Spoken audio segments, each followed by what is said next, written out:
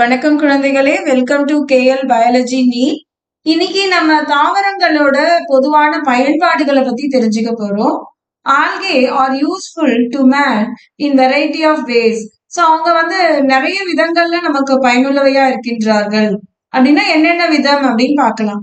At least half of the total carbon dioxide fixation on earth is carried out by algae through photosynthesis.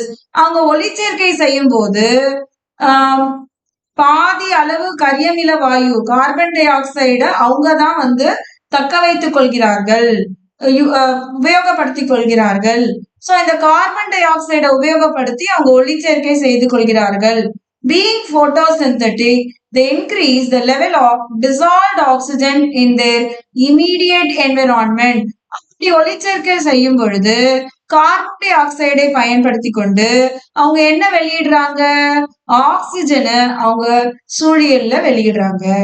They are of paramount importance as primary producer of energy rich component which form the basis of food cycle.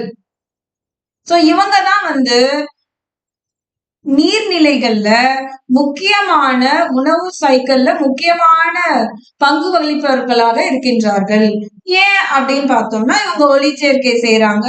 ஒளிச்சேர்க்கையின் போது கிடைக்கின்ற உணவுப் பொருள்ல இருந்து மற்ற உயிரினங்களை ஆற்றலை பெறுகின்றார்கள். So இவங்க ஆற்றலை மற்றவங்களுக்கும் டிரான்ஸ்பர் செய்யறாங்க அப்படின்றதுதான் இங்க பொருள். Many species, Porphyra, Laminaria, and Sargassum are among 70 species of marine algae. இது கேள்வியில வரலாம். எத்தனை species of marine algae used as food? 70 species நம்ம உணவுப் பொருளா பயன்படுத்திக் கொள்கிறோம். இதுல சில நேமும் கொடுத்திருக்காங்க. Porphyra, Laminaria, Sargassum.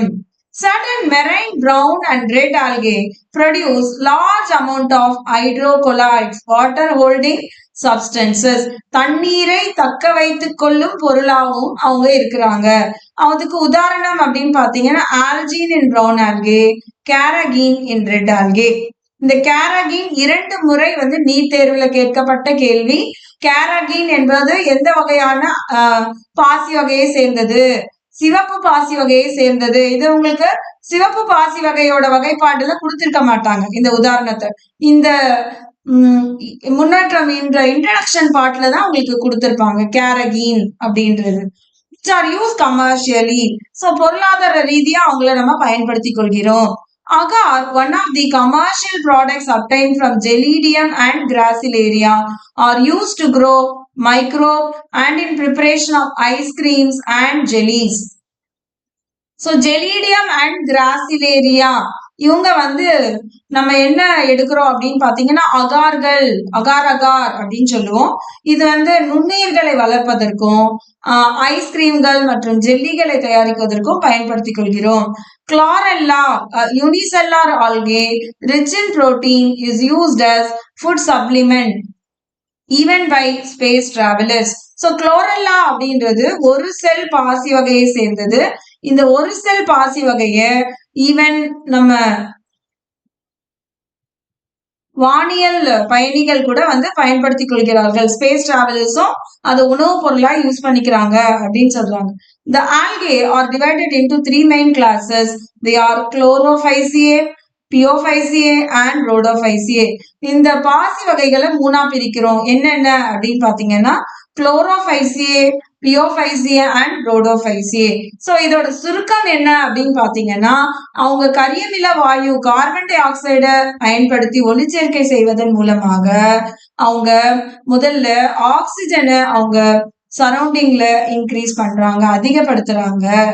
இரண்டாவது, அந்த ஒளிச்சேர்க்கை பண்றதுனால நீர்நிலைகள்ல இவங்க பிரதானமான உணவு சங்கிலியில பிரதானமான இடத்தை பெறுகிறார்கள்.